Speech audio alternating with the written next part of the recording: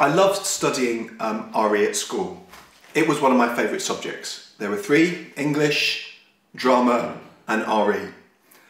RE was important because there was that very strong link all the time between reading the Bible and living our lives. And it was amazing to be studying a book which continues to have a real moral impact, that makes you think about how to behave as people. And this really intrigued me. It makes you question how we should behave as people towards other people.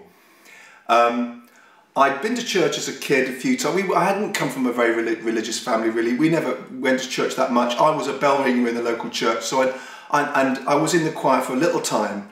A little bit of a bored choir boy, it has to be said. But I had absorbed a few bits from sermons, but I didn't have a total picture of the Bible at all. I still don't really. But to have the opportunity, finally, to sit down with a teacher and say, right, we're going to read one of the Gospels all the way through, was an absolutely crucial part of my education. I'd always thought the Gospels was old-fashioned, silly, fuddy-duddy, stuffy, and really nothing to do with the modern world. And I also thought it was one of those things that was difficult, that was only educated people could understand. You know, I don't come from a very intellectual background. No one from my family had been to university. But when we started to read the Gospel of Mark in class, very, very slowly, I finally realised that it was an unusual text that spoke to the way we live today. And that still strikes me now. I was also very interested, and we did a lot about this in class, as to how that Gospel was written. When you study English literature and English, you become aware that there are different ways of writing. You can write about something in a very personal way, and you can express all your feelings or your anger. But when we read Mark's Gospel, I became to realise that it was a text that was very much, it tried to be objective. You had this guy, Jesus, who came to this place, and he did extraordinary things, and he changed people's lives, and he got people to question their own lives and think about their own lives. But Mark, the way he wrote about it in a very calm, objective kind of way, almost as if he was a journalist who had been trying to give an objective account of this story. He's astonished by the story of Jesus, plainly, but he's really trying to actually write down the truth, the real solid truth. So you don't get a feeling that he's not carried away by his emotions. You really do feel that there's something true is happening that he's observing. So that was interesting, to read a kind of almost a reportage in the Bible. That was interesting. I think also, I think this is something I appreciate more and more having studied English literature. It's the Gospels are part of our language. They're part of our language. Nearly all the writers who've had such a huge impact on me, George Orwell, D.H. Lawrence, Dickens, Wordsworth, nearly all of them have at some point had the opportunity to really become absorbed in the language of the Gospels and in the imagery of the Gospels, the stories. They've all thought and worried about those books. And the language of those books has entered into their writings. And it's entered into all of the, I think even if we don't think about it, the language of the Bible is there, you know? And so to have the opportunity to study it and read it, it gives you a gateway into the whole of English literature, really, and that's not just to religious writing. D.H. Lawrence, in many ways, was a secular writer. What did he do when he was a kid? He went to chapel every Sunday. His mother was a Congregationalist. He was taught by the local chapel goer. That language of the Bible is there in all of those novels. Even the sexiest D.H. Lawrence novels are drenched with the language of the Gospels. and so when you read literature later, you know, it just makes sense. It makes sense, and so it's a gateway to so many other subjects. Apart from that, it's in itself, it's an amazing read, and I enjoyed reading it, and I still enjoy reading it for itself. The figure of Jesus in Mark's Gospel is an extraordinary figure. And it's just fascinating not to, you know, when we're in church we hear fragments of stories about Jesus' life, but to actually read the whole book and follow him as a character, as a human being, and to question and think about him, to worry about him, is amazing. I remember being astounded by, he's a figure of so many contradictions. You know, he does all these miracles. He goes into, he'll go into a community, he'll get off a boat, and there's people who are blind or possessed with devils. There's a lot of people who are possessed with devils. He does something extraordinary. He will cure them if they believe in him. And then afterwards he goes up to them and says, please don't tell anyone about this. Okay, you must not tell anyone about this.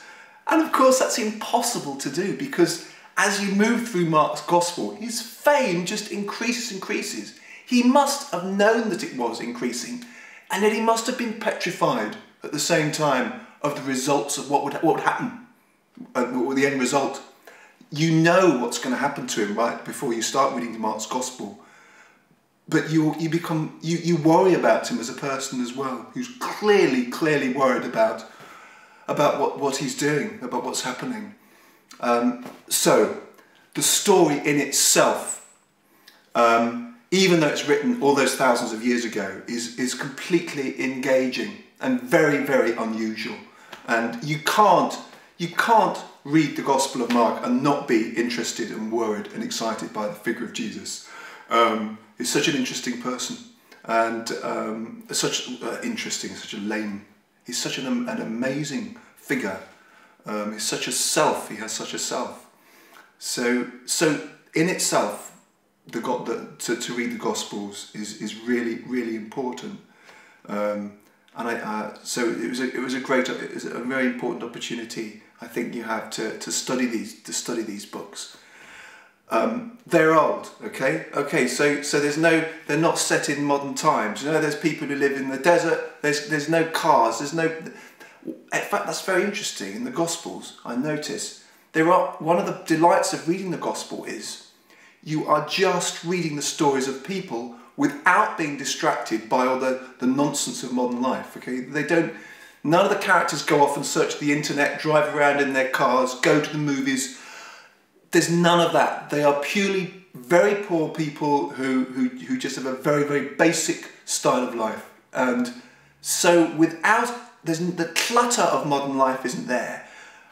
But, and this comes across very strongly, people basically, this extraordinary thing when you read the Gospels, are the same, right? The Gospels show, you read the Gospels and the people are the same. The people are the same as today. That was an eye-opener when I read it. I thought as human beings, over the centuries, we were improving, right? We're not. We're the same. And that as I was to read the Gospels, you're not engaging with a book about some bunch of weirdos from the dim and distant past who are not relevant. It's the exact opposite. They are the same as us. The one who's different is Jesus.